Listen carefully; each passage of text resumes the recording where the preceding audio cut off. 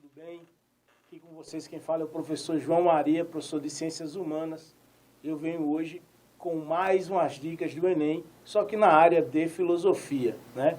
Em filosofia escolhi algumas questões relacionadas à filosofia contemporânea, né? Uma das áreas da filosofia que mais são recorrentes no Enem. Então, ou seja, a gente vai abordar questões sobre a filosofia contemporânea hoje aqui com vocês, tá ok? Vamos lá na primeira questão.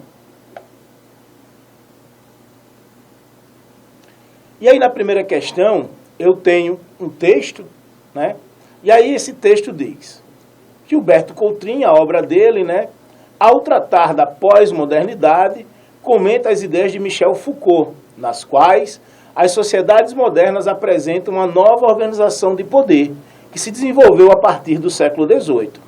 Nessa nova organização, o poder não se concentra apenas no setor político, mas e nas suas formas de repressão, pois está disseminado pelos vários âmbitos da vida social. O poder fragmentou-se em micropoderes e tornou-se muito mais eficaz. Assim, em vez de se deter apenas no macropoder concentrado no Estado, os micropoderes se espalham pelas mais diversas instituições da vida social. Isto é, os poderes exercidos por uma rede imensa de pessoas, por exemplo, os pais, os porteiros, os enfermeiros, os professores, as secretárias, os guardas, os fiscais e etc. Então, olha só, o Gilberto Coutrinho aí ele está tratando do termo e do tema de um filósofo contemporâneo francês, Michel Foucault. Foucault está dentro da filosofia no que chamamos de pós-modernidade ou pós-estruturalismo. Isso daí vai depender de alguns autores, mas é a mesma coisa, pós-estruturalismo e pós-modernidade. O tema central de uma parte da pesquisa do Michel Foucault, ele aborda o conceito do poder. O poder para Foucault, nessa sociedade contemporânea, não é mais aquele poder que se concentra meramente em uma pessoa, como no Estado absolutista, onde todo o poder se concentrava no rei. O poder contemporâneo, ele se espalha como uma rede, como uma teia, e ele se fragmenta. E esse poder não é mais um poder soberano só meramente do Estado. Veja que no texto ele coloca que várias pessoas, vários conceitos e várias estruturas possuem poder. Os pais, os porteiros, os enfermeiros, os professores, as secretárias e os guardas, né? E por aí vai.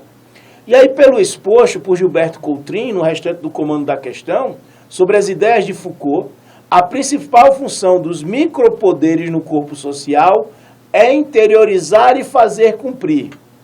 Aí vamos às alternativas. Na letra A, o ideal de igualdade entre os homens, esse conceito do poder busca trazer um conceito de igualdade. Letra B, o total do direito político de acordo com as etnias. Letra C, as normas estabelecidas pelas disciplinas sociais. Letra D, a repressão exercida pelos menos instruídos. E letra E, o ideal de liberdade individual. Esse conceito do poder, ele é abordado de forma o quê? De forma, como eu disse, como teia. Então, qual a resposta correta? Qual a resposta certa? A letra C. As normas estabelecidas pelas disciplinas sociais, né? Então, ou seja, esse poder que ele cita dos professores, das secretárias, dos pais, né? Ele está citando que é uma norma estabelecida pela disciplina social. Esse poder, ele é convergido no conceito social.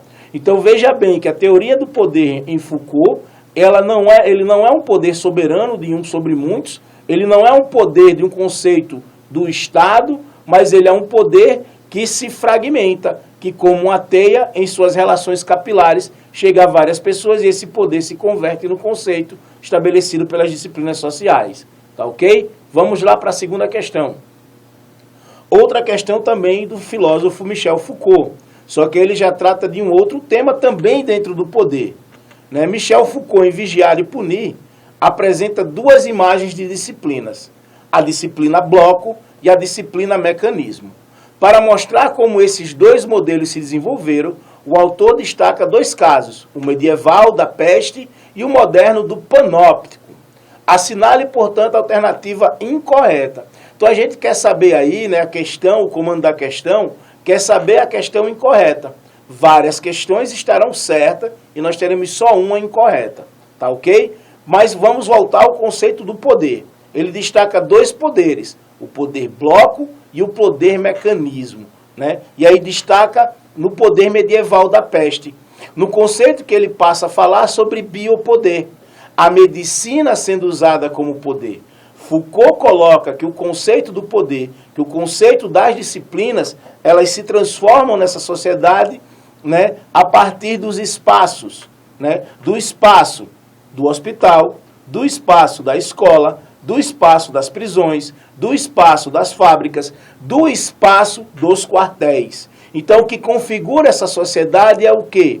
É o poder. E o poder está inserido nas instituições, nos espaços. O indivíduo transita de um espaço para o outro sem perder o conceito do poder, sem perder o conceito de uma disciplina, de se disciplinar a partir daquele espaço.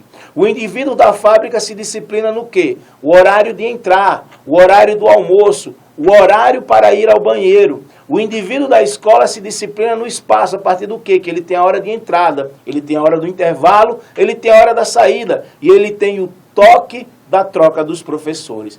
Então, ou seja, o que caracteriza o conceito de fábrica e o conceito de escola é o espaço disciplinar. E esse espaço disciplinar, ele procura formar o quê? Ele procura formar corpos dóceis. Ele cita o conceito aí do panóptico. Veja bem a palavra pan, de amplo, e óptico, de visão. O panóptico é uma prisão. Ela é pensada, esse conceito arquitetônico de poder, é pensado por um outro filósofo inglês chamado Jeremy Bentham.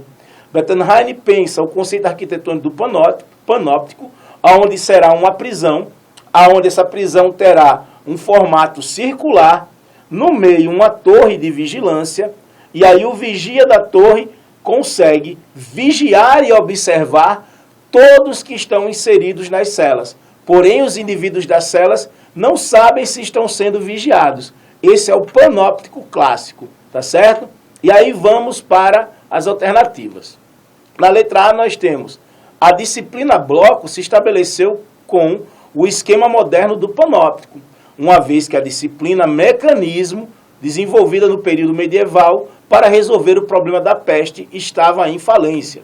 Letra B, a disciplina bloco se refere às instituições fechadas, totalmente, voltada para funções negativas, proibitivas e impeditivas. Letra C, a disciplina mecanismo é um dispositivo funcional que visa otimizar e tornar mais rápido o exercício do poder mediante o modelo panóptico. Letra D, é possível dizer que houve um processo de mudança na disciplina bloco para a disciplina mecanismo, passando pelas etapas de inversão funcional das disciplinas, ramificação do mecanismo e estratificação dos mecanismos disciplinares. E por último, na letra E, a disciplina mecanismo tem como estratégia a vigilância múltipla, interrelacionada e contínua, pela qual o indivíduo deve saber que é vigiado e, por consequência, o poder se exerce automaticamente. Então, qual é a letra correta aí? Qual é a resposta correta? É a letra A. A incorreta é a letra A, né? A disciplina bloco se estabeleceu como um esquema moderno do panóptico. Beleza. Uma vez que a disciplina mecanismo, desenvolvida no período medieval, pôde resolver o problema da peste e estava em falência. Vamos lá. A disciplina bloco é a disciplina do panóptico, ok? A disciplina mecanismo é a disciplina do modelo medieval, mas ela não está em falência. Esse conceito da disciplina mecanismo, do biopoder dentro da disciplina, ele vem a partir daí, da medicina como algo de normatização, né? Falei das instituições, esqueci de falar, por exemplo, dos manicômios, dos asilos, aonde certamente não iam só as pessoas com problemas mentais, no período medieval, ou no período da modernidade, ou até mesmo na contemporaneidade, mas também iam os indesejados da sociedade. Dou uma dica para vocês, tem um livro, né, o Holocausto Brasileiro, que trata de um manicômio, de um asilo em Barbacena, né? Também tem um documentário sobre isso daí, mas tem uma obra fantástica sobre isso que demonstra muito bem esse mecanismo disciplinar. Beleza? Vamos para a questão 3. Questão 3, né?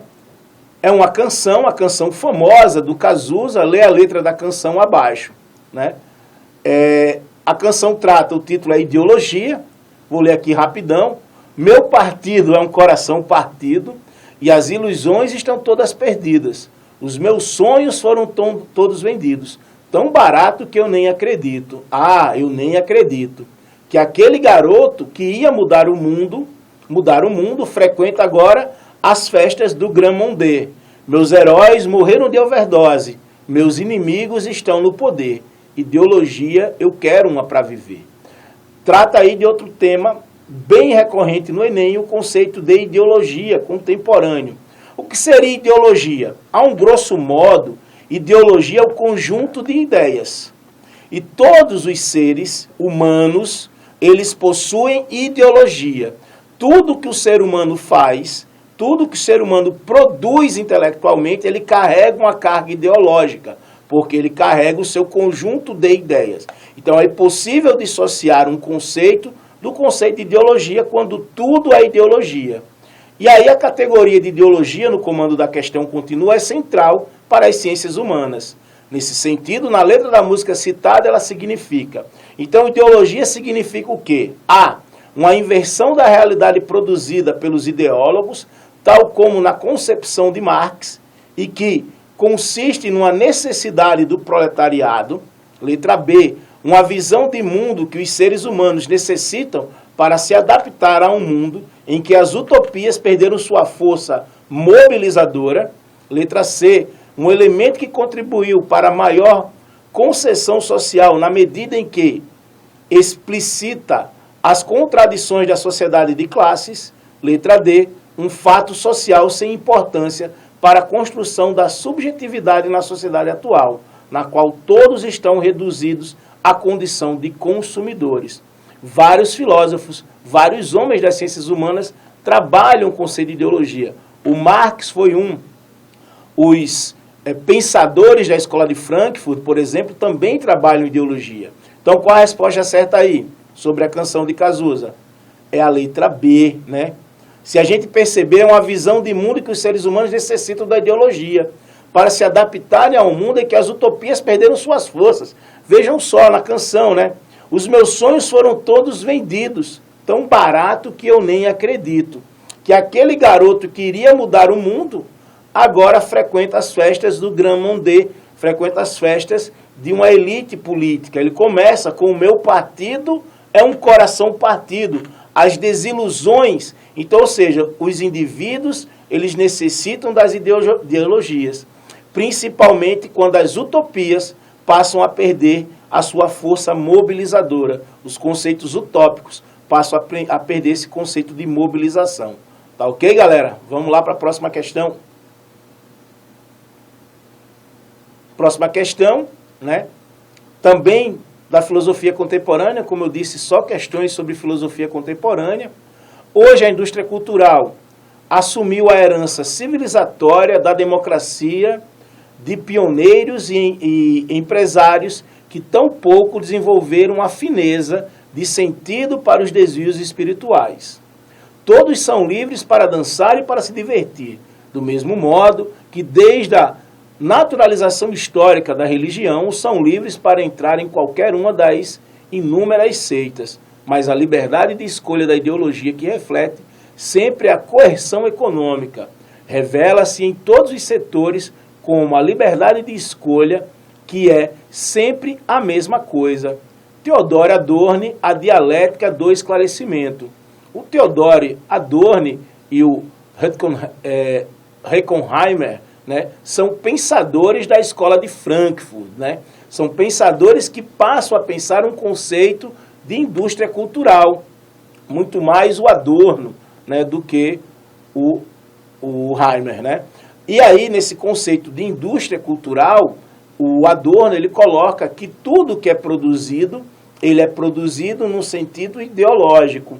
Há uma ideologia por trás disso, né, da indústria cultural. A indústria cultural ela não trata só da cultura através das artes, de transformar a arte em indústria e produzir aquilo em massa, né? Muita gente acha que o conceito de indústria cultural é só a produção em massa, mas é você colocar a ideologia dentro daqueles processos. Um exemplo, o indivíduo que joga o jogo banco imobiliário, qual é o objetivo ideológico do banco imobiliário? Ou do monopólio, como é tratado esse jogo? O objetivo é com que o indivíduo ganhe o maior número de terrenos e imóveis e faça com que os seus oponentes de jogo vão à falência, que ele vença. Qual o objetivo do jogo da vida? Você se tornar um empresário muito bem sucedido. E nesse conceito de muito bem sucedido, o cidadão, o indivíduo que não quer ascender socialmente aos grandes cargos, ele perde no jogo da vida. Qual o objetivo daquele outro jogo de guerra, o war? É você matar os exércitos inimigos, é uma guerra, né? Então, ou seja, jogos inofensivos que crescemos jogando e vendo, eles transmitem, eles têm um conceito ideológico por trás dele. E aí, o conceito de a liberdade de escolha na civilização ocidental, de acordo com a análise do texto, é uma. E aí, de acordo com essa análise do texto, de acordo com o que a gente explicitou aqui rapidamente, é o quê? O legado social na letra A, na letra B, o patrimônio político, na letra C, um produto de moralidade, na letra D, a conquista da humanidade, ou na letra E, a ilusão da contemporaneidade. Qual a resposta certa? É a letra E, galera. Por quê? Porque é uma ilusão da contemporaneidade, uma ilusão de que as escolhas são livres. Não, as escolhas não são livres. As escolhas são produzidas a partir de uma ideologia. Muitas vezes essa ideologia dentro da indústria cultural, ela está explícita ou ela está implícita. Mas há um conceito ideológico. Há um conceito ideológico em todas as coisas. Há um conceito ideológico inofensivamente em qualquer conceito que você possa imaginar. Então se lembrem bem disso. Ideologia está em todos os sentidos. Está em todos os pontos. Não há nada sem ideologia. Tudo possui uma carga ideológica. Até os mais inofensivos jogos. Tá ok? Vamos para a próxima questão. E aí é uma questão do pensador Nietzsche, né? Nietzsche é um filósofo contemporâneo do final do século XIX, né? Sua grande produção está no final do século XIX. E aí o pensamento de Nietzsche, 1844 e 1900, orienta-se no sentido de recuperar as forças inconscientes, vitais, instintivas, subjugadas pela razão durante os séculos. Para tanto, critica Sócrates por ter encaminhado pela primeira vez a reflexão moral em direção ao controle racional das paixões. Nietzsche faz uma crítica à tradição moral desenvolvida pelo Ocidente. Marque a alternativa que indica as obras que melhor representam a crítica nietzschiana. Então, o aluno aí, ele tem que ter uma compreensão de para onde vai as obras de Nietzsche, né? Pelo menos compreender o que essas obras elas falam ou falaram em um determinado momento. Essa questão, o Nietzsche ele é um ferrenho crítico do pensamento socrático. Sócrates, como filósofo, aquele filósofo que dizia que tudo que sei é que nada sei, né? Aquele filósofo que vai quebrar os padrões na Atenas, né, do século IV a.C., né? O Nietzsche ele fica contra esse pensamento que Sócrates coloca no sentido da racionalidade por sobre a paixão. A racionalidade acima da paixão. E Nietzsche coloca o inverso, que os pré-socráticos, alguns falavam, a paixão, por muitas vezes, ela tem que ser levada antes do que a própria racionalidade. E aí, nessa crítica desse conceito entre paixão e racionalidade, que obras se configuram e se enquadram com esse pensamento crítico do Nietzsche, do homem que fazia filosofia a golpes de martelo, como ele mesmo se intitula. Letra A, para além do bem e do mal, genealogia da moral e crepúsculo dos ídolos. Letra B, para além do bem e do mal, genealogia da moral e a república. Letra C, o Leviatã, genealogia da moral e crepúsculo dos ídolos. Letra D, microfísica do poder, genealogia da moral e crepúsculo dos ídolos.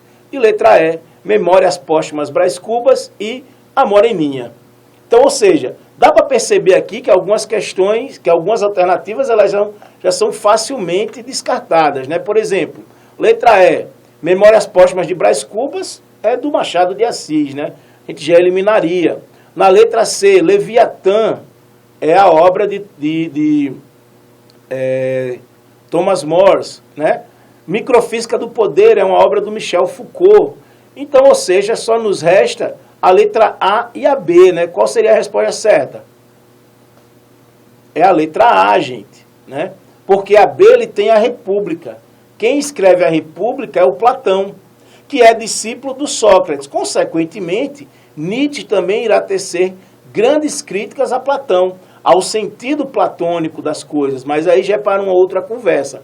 Mas as obras que se enquadram com esse pensamento de uma crítica ao sentido da racionalidade perante as paixões, acima da paixão, para além do bem e do mal, genealogia da moral e crepúsculo dos ídolos, tá certo?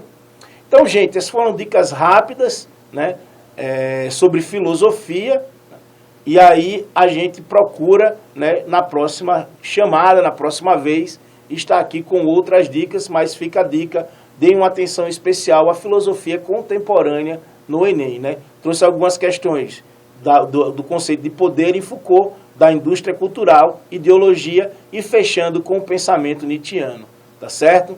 Então até mais, até a próxima, valeu, tchau, tchau.